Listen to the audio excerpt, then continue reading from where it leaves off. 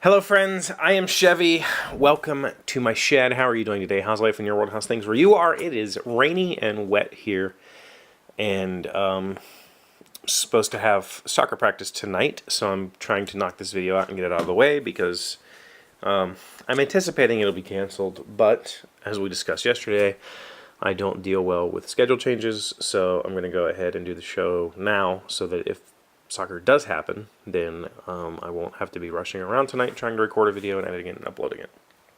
So it's early, but we're getting it done. Again,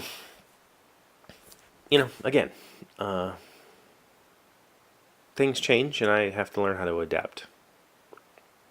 This is my way of doing it when I know that there's a schedule change. When I know that I have something to do, I can do this and prepare. That being said, there was some. I realized the other day what I really wanted to talk to you about. Not really. This is a review, I guess, but or a discussion. Just recently, over the past couple of weeks, as I've been editing together all of the footage that I shot for my friend's car dealership, I put together 12 videos for him over the last month. So while I've been doing that, I've been waking up early and watching the Expanse series. I kind of forgot about it, and then one day, I watched season 1 when it was on Sci-Fi, and then never went back and watched season 2 for some reason, and I forgot that it existed. And the other day, I kind of accidentally hit Prime Video on my Fire Stick because I don't ever use Prime Video, and I was like, oh look, there's the Expanse, let's watch it. So I watched all the seasons. There's 3 current seasons, and I guess Amazon picked it up. They're going to continue doing it.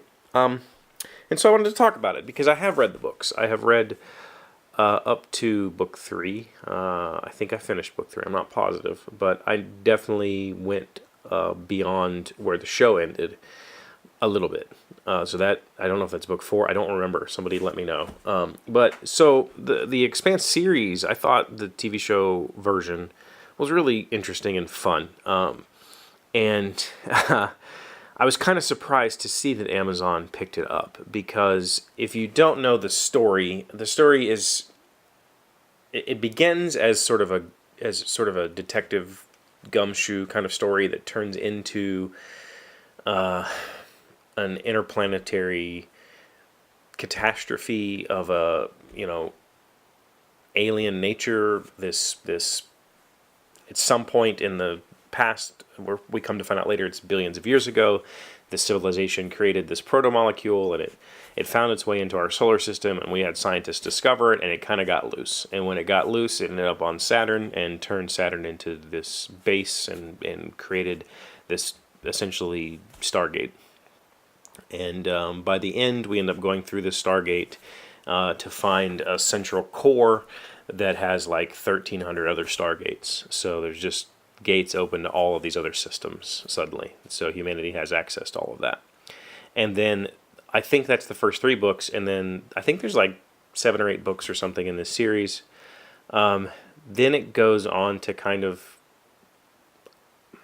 The reason that I was surprised that Amazon picked it up is because after the gates are open, I thought that was a perfect time to just stop the show, which is what Sci-Fi did. There was a really great ending where we just kind of got told that humanity now has a lot of potential, and we could just leave it at that before it turns into this kind of weird Stargate, Star Trek.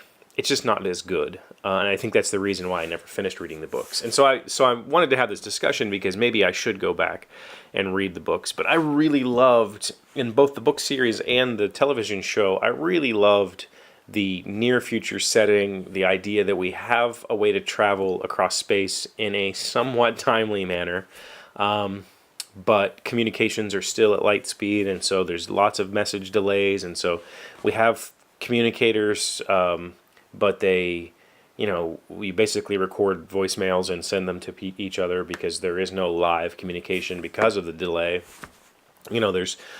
There's 2 official governments, the Earth government and the Mars government, and there's this outer belt region that has kind of formed their own sort of liberation front because they feel oppressed by the inners, as they call them. And there's all sorts of new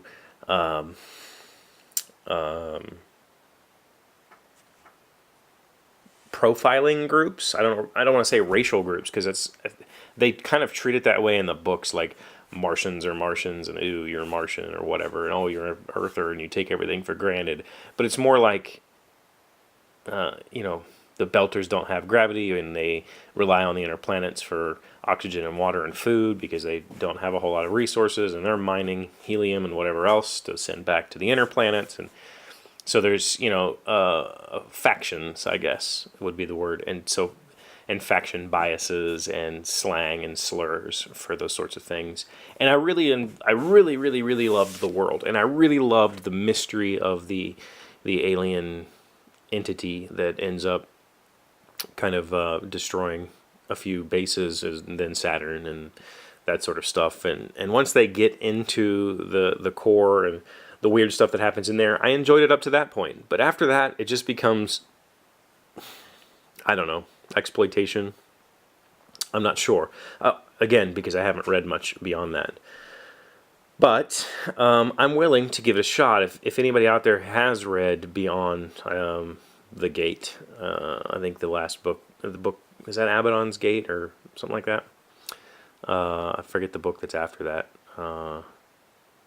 Whatever it is. If anybody's read beyond that point, let me know what you think. If and whether you enjoyed the gritty kind of real world sci-fi stuff that happened in the first part, because that part was very kind of Firefly to me, very kind of just kind of space westerny, gritty, survival at all costs. It felt like Appalachia in space, like people just doing anything they can possibly do to survive even 5 more minutes, in the hope that somebody's going to find them. And I enjoyed that grittiness and that rawness and realness of it. Once it became this kind of alien thing, meh. So let me know in the comments below. But overall, I'm really glad I watched the series. I think it followed the books pretty well. It told a very good version of that story. Obviously, there's a lot of details that are missing, but if you have read the books, then the series is definitely worth watching, because it's faithful and it's fun to just see.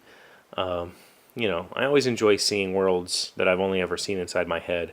I love seeing other people's interpretations, and sometimes I enjoy the other person's interpretations more, the other person's imagery more than my own, and I end up replacing my own imagination with what I've seen on screen. So it was good for that. So that's all I have for you today. Thank you for being here as always. Thank you for liking, commenting, subscribing, being wonderful friends and amazing people. I appreciate you, and I'll see you tomorrow. Hey, Doc, wait! I want to ask you something. Today's random fact comes from dictionary.reference.com. What does it mean to deep six something? To dispose of, discard, or get rid of. The board of directors deep sixed the proposal without even reading it. This phrase is derived from the noun deep six, meaning burial at sea, and referring to the depth of water necessary for such a burial. That's a noun?